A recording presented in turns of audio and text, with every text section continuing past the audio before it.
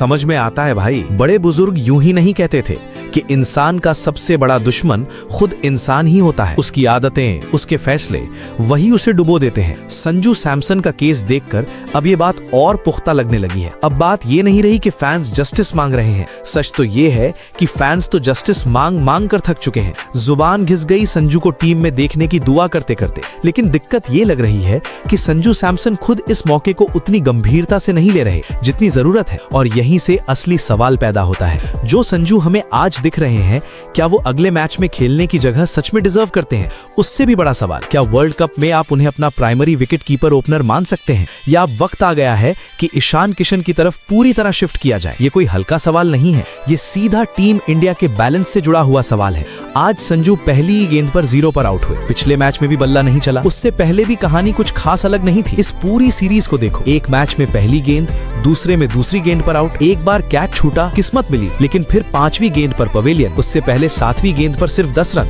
अगर आखिरी 14 T20 innings का डेटा उठाओ तो तस्वीर और भी क्लियर हो जाती है। कहीं 20 गेंद में 26 रन, कहीं 7 गेंद में 5, कहीं 6 गेंद में 3 गेंद में 1, 7 गेंद में 16, एक 56 जरूर आया, लेकिन 45 गेंद में फिर 13, 39, 24 और कई बार सिंगल डिजिट, एवरेज करीब 17 का, स्ट्राइक रेट 126 के आसपास। और याद रखो, इनमें से ज्यादातर मैचों में वो ओपनर थे। अब ईमानदारी से पूछो, क्या ऐसे नंबरों के बाद भी Sanju Samson first choice opener wicket keeper deserve करते हैं? क्योंकि मौके तो उन्हें भरपूर मिले। यही वो स्टेज था जहां रन बनाकर वो अपनी जगह हमेशा के लिए पक्की कर सकते थे। ईशान किशन तब सेकंड विकेट कीपर माने जाते थे, लेकिन आज की तारीख में ईशान ने अपनी परफॉर्मेंस से खुद को नंबर 1 साबित कर दिया है। केएल राहुल बाहर बैठे हैं, जायसवाल बाहर है, श्रेयस अय्यर लाइन में है, शुभमन गिल भी मौजूद है। कंपटीशन इतना जबरदस्त है कि एक एक मैच मायने रखता है। ऐसे में अगर संजू बाहर होते हैं तो उसमें किसी और को दोष नहीं दिया जा सकता। काफी हद तक उन्होंने खुद अपनी जगह खतरे में डाली है। आज जब टीम का ऐलान हो रहा था,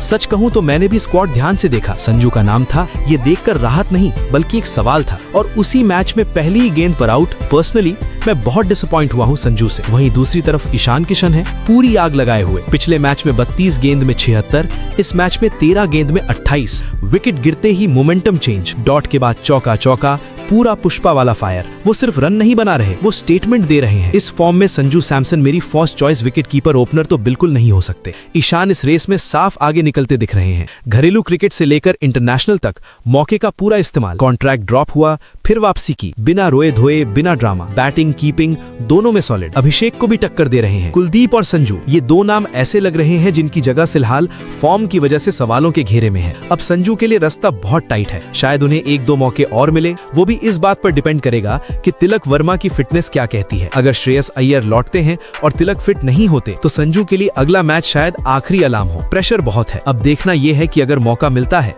तो क्या संजू उस गैप को भर पाएंगे, वरना कहानी लगभग लिखी जा चुकी है। Let's see, let's hope. Basic.